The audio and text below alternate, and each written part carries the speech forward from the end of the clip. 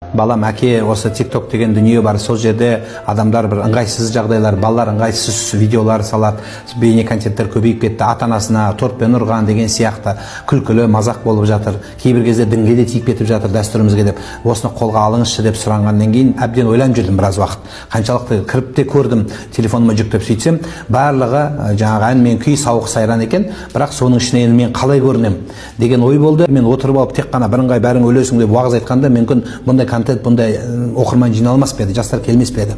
Сондықтан жаңа кей кезде қалжың қолданып, кей кезде жастардың тілімен сөйлеуімнің түпкі мағынасы соның бетін жүзін беріп бұру еді. Бұл өзіндік жемісін берді. Түпкі бұның мағынасы қоғамды тәрбиелеу жатыр. Кейде мен қалжың сөздерімен қосып айтқанымды кейбіреулер дұрыс түсінбей, бұны жеңілтекке балап жүрген де бар. Жоқ, бұл жеңілтектік емес.